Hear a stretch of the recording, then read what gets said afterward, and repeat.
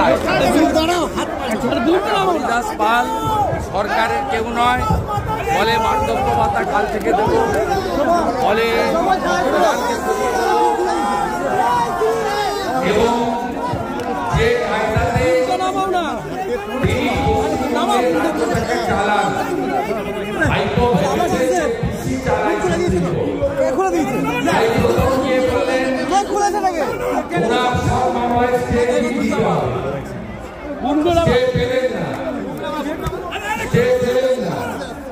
এখন গেলেন আজকে আবার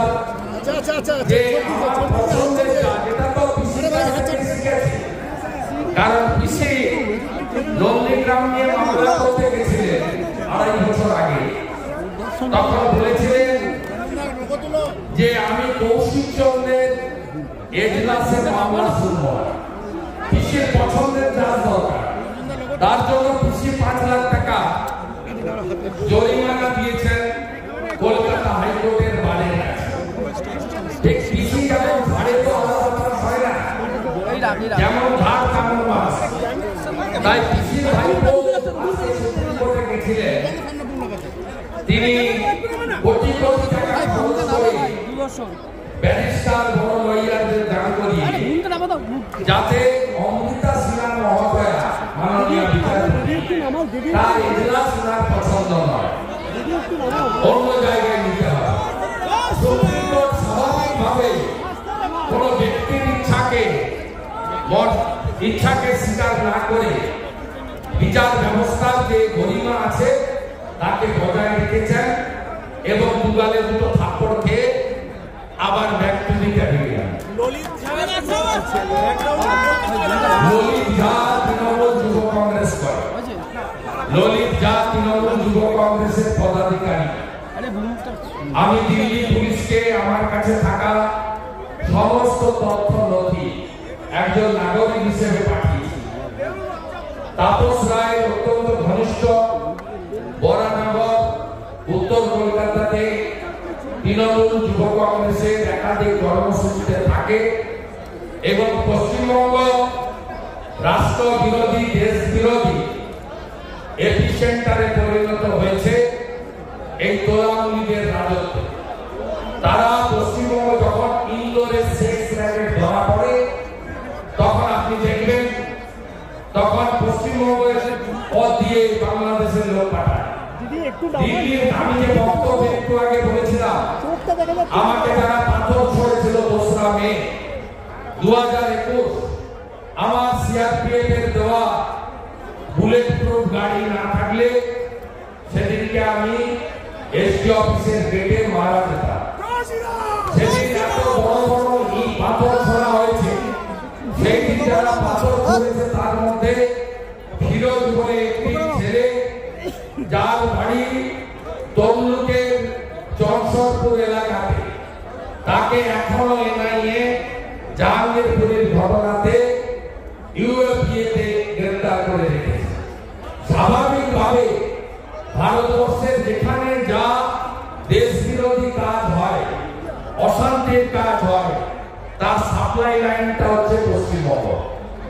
এই রাজ্যের যাদবপুরে এমন ভাবে দেশ বিরোধী শক্তিকে টুকরে টুকরে গ্যাংকে মমতা ব্যানার্জি লালিত পালিত করে রেখেছেন। যারা আমার গাড়ির দিকে তেড়ে আসে আমরা মাওবাদী বলি, যারা ভারতের জাতীয় পতাকা 26শে জানুয়ারি বা 15ই আগস্ট যাদবপুরে তুলতে দেয় না, যারা জাতীয় সঙ্গীত গাইতে দেয় না, যারা বন্দে মাতরম বলতে দেয় না, তাদেরকে মমতা ব্যানার্জি এখানে রেখেছেন একটাই শর্তে, 21 সালের মতো এরা নো ভোট টু বিজেপি করবে আর উনি এই সমস্ত শক্তির কাঁধে ভর করে ক্ষমতায় থাকবে। দাদা আজকে আপনি একটা টুইট করেছেন, মোদিজি ফাইনাল করবে, আমাদের সকলের ইচ্ছা তিনি এখানে আসবেন এবং তিনি 2021 সালের আগে 5ই জানুয়ারি এখানে এসেছিলেন পেট্রোলিয়াম ডিপার্টমেন্টের প্রোগ্রামে। তিনি আসার জন্যই তার আশীর্বাদ ছিল বলে হলদিয়া আসন পাশের নন্দীগ্রাম আসন আমরা জিতেছি, মহিষাদল মাত্র 2100 ভোটে আমরা হেরেছি। মোদীজি শেষ প্রচারে কাঁথিতে এসেছিলেন বলেই দক্ষিণ কাঁথি, উত্তর কাঁথি, খেজুরি, ভগবানপুর 4টে আসন বিজেপি জিতেছে। তাই আমরা বিজেপি কর্মীরা আমাদের দলকে বলে লোকসভা ভোটে প্রার্থী ঘোষণা হয়ে গেলে মোদীজিকে গোটা দেশ ঘুরতে হবে। তাই মোদীজি হ্যাঁ তো মুমকিন হ্যাঁ, আমরা মোদীজি চাই একবার এখানে আসুন। ঘাটাল, কাঁথি, তমলুক, পাশে আরামবাগ, এই 4টে আসন ওনার চরম স্পর্শ হলে আমরা দিল্লিতে কমল ছাপের লোকেদেরকে জিতিয়ে পাঠিয়ে দাদা দাদা দাদা আজ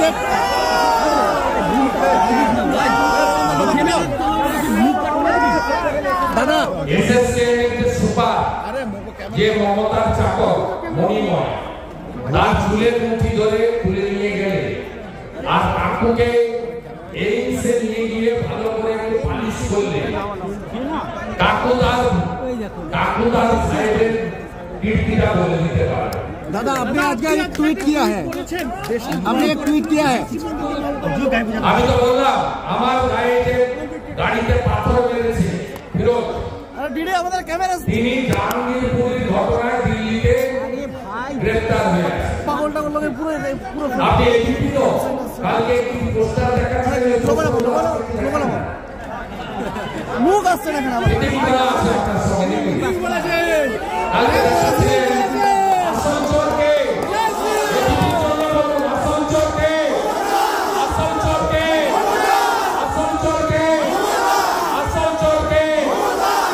এটা হচ্ছে মানুষের কথা। 2 নম্বরই টাকা থাকলে ব্যানার অনেক টাকা না যায়। স্যার ইন্ডাস্ট্রিয়াল চুরি দাদা